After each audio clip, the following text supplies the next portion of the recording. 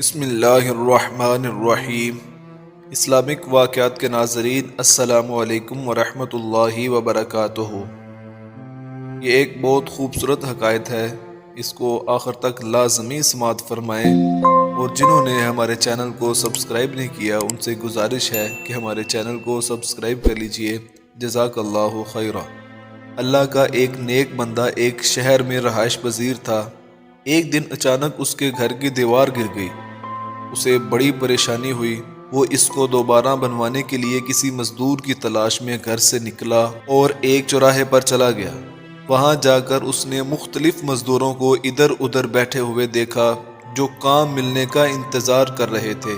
ان مزدوروں میں سے ایک نوجوان مزدور ان سب سے الگ تھلگ کھڑا تھا۔ اس کے ایک ہاتھ میں تھیلا اور دوسرے ہاتھ میں تیشہ تھا۔ وہ شخص کہتا ہے کہ میں اس مزدور کے پاس گیا اور اس سے کہا، کیا تم مزدوری کرو گے؟ اس نے کہا، ہاں۔ میں نے کہا، گارے مٹی کا کام کرنا ہوگا۔ اس نے کہا، ٹھیک ہے، لیکن میری 3 شرطیں ہیں۔ اگر آپ کو منظور ہیں تو میں کام کرنے کے لیے تیار ہوں۔ پہلی شرط تو یہ ہے کہ تم میری مزدوری پوری ادا کرو گے۔ دوسری شرط یہ کہ میری طاقت اور صحت کے مطابق مجھ سے کام لو گے۔ اور میری تیسری شرط یہ ہے کہ نماز کے وقت مجھے نماز ادا کرنے دو گے۔ میں نے اس کی تینوں شرط قبول کر لیں اور اسے ساتھ لے کر گھر آ گیا۔ میں نے اسے کام بتایا اور پھر اپنے کسی ضروری کام سے باہر چلا گیا۔ جب میں شام کے وقت واپس گھر آیا تو دیکھا کہ اس نے تو عام مزدوروں سے 2 گنا بلکہ زیادہ کام کیا تھا۔ میں نے بخوشی اس کو اس کی اجرت ادا کی۔ اس نے مزدوری لی اور اپنے گھر چلا گیا۔ اگلے روز میں پھر اس نوجوان کی تلاش میں اسی چوراہے پر پہنچا، لیکن وہ مجھے کہیں نظر نہ آیا۔ میں نے دوسرے مزدوروں سے پوچھا تو انہوں نے مجھے بتایا کہ وہ ہفتے میں صرف 1 دن کام کرتا ہے۔ یہ سن کر میں بھانپ گیا کہ یہ کوئی بڑا آدمی ہے، عام مزدور نہیں۔ میں نے اس کا ٹھکانہ معلوم کیا اور اس کے گھر پہنچ گیا۔ جب میں اس کے گھر پہنچا تو دیکھا کہ نوجوان زمین پر لیٹا ہوا تھا۔ اسے سخت بخار تھا۔ میں نے اس سے کہا، میرے بھائی، تو اجنبی ہے، تنہا ہے اور پھر بیمار بھی۔ اگر پسند کرے تو میرے ساتھ میرے گھر چل اور مجھے کچھ خدمت کا موقع دے۔ اس نے انکار کر دیا، لیکن جب میں نے بہت زیادہ اصرار کیا تو مان گیا، لیکن ساتھ ہی ایک شرط بھی مجھ پر عائد کر دی کہ میں اسے کھانے کو کچھ نہیں دوں گا۔ میں نے کہا، ٹھیک ہے، مجھے تیری یہ شرط بھی منظور ہے۔ میں اسے لے کر گھر آیا۔ وہ 3 دن میرے ہاں قیام پذیر رہا، لیکن اس نے نہ تو کسی چیز کی خواہش سیر کی اور نہ ہی کوئی چیز کھائی۔ جب 4تھا دن ہوا تو اس کے بخار میں شدت آ گئی۔ اس نے مجھے اپنے پاس بلایا اور کہنے لگا، میرے بھائی، میرا آخری وقت قریب آ گیا ہے، لہٰذا جب میری زندگی کی شمع بجھ جائے تو میری وصیت کے مطابق عمل کرنا۔ میری وصیت یہ ہے کہ میرے جسم سے جب میری روح پرواز کر جائے تو میرے گلے میں رسی ڈالنا اور پھر گھسیٹتے ہوئے باہر لے جانا۔ باہر لے جا کر اپنے گھر کے ارد گرد چکر لگوانا اور کہنا کہ لوگوں، دیکھو، رب کی نافرمانی کرنے والے کا یہ حشر ہوتا ہے، شاید اس طرح میرا رب مجھے معاف فرما دے۔ جب تم مجھے غسل دے چکو تو پھر مجھے میرے انہی کپڑوں میں کفن دینا۔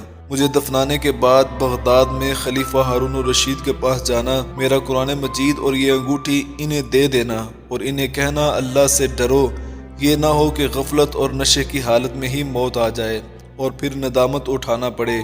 یاد رکھنا، اس کے بعد ندامت سے کچھ فائدہ حاصل نہ ہوگا۔ اس نوجوان نے مجھے یہ نصیحت کی اور پھر دنیا کو خیر آباد کہہ گیا۔ میں اس کے وصال کے بعد کافی دیر تک روتا رہا اور غم زدہ رہا۔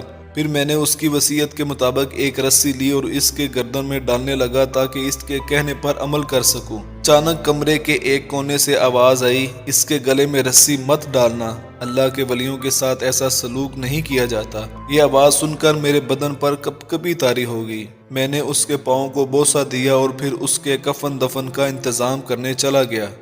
اس کی تدفین سے فارغ ہونے کے بعد میں نے اس کا قرآن مجید اور انگوٹھی لی اور خلیفہ کے پاس چلا گیا۔ وہاں جا کر میں نے اس نوجوان کا سارا واقعہ لکھا اور محل کے دروغے سے اس سلسلے میں بات کرنا چاہی تو انہوں نے مجھے ڈانٹ دیا اور پکڑ کر بٹھا لیا، حتیٰ کہ خلیفہ ہارون الرشید نے مجھے طلب کر لیا۔ مجھ سے کہنے لگے، کیا میں اتنا ظالم ہوں کہ تو بذات خود میرے پاس نہیں آ سکتا تھا اور رکا لکھ کر بھیجنا چاہا؟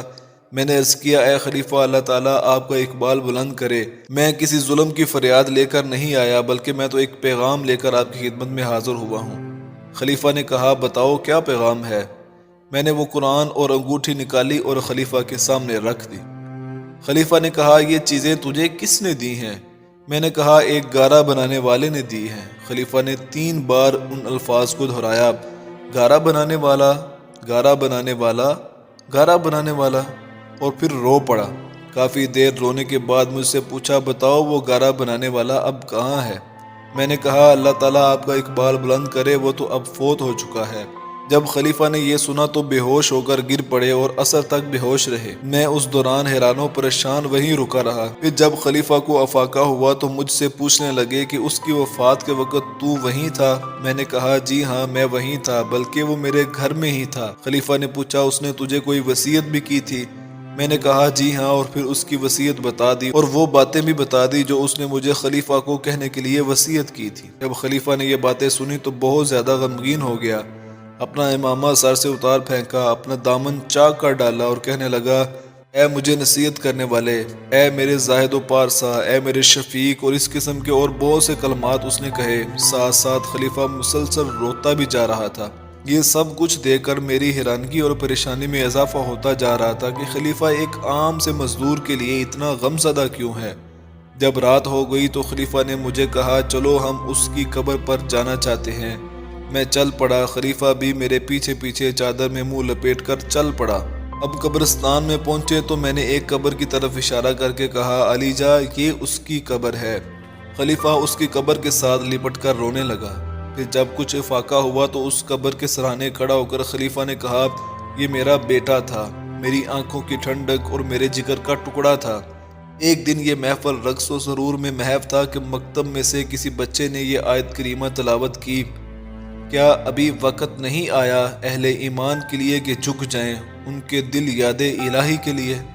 उसने ये आयत करीमा सुन ली और फिर अल्लाह ताला के खौफ से कांपने लगा। उसकी आंखों से आंसुओं की झड़ी रवा होगी। ज़ुबान से बार बार कहने लगा, क्यों नहीं, क्यों नहीं। फिर वो ये कहता हुआ महल के दरवाजे से बाहर निकल गया और उसके बाद उसकी खबर न मिली। आज तुमने बताया कि ये उसकी कब्र है। इस हकायत से हमें ये सबक मिलता है कि हमें हर वक्त अल्लाह ताला के अहकामात पर अमल करना चाहिए। ज़िंदगी का क्या पता कि किस मोड़ पर ख़त्म हो जाए। अल्लाह ताला हमें हर हाल में अपना शुक्र बजा लाने की तौफीक अता फरमाए। आमीन।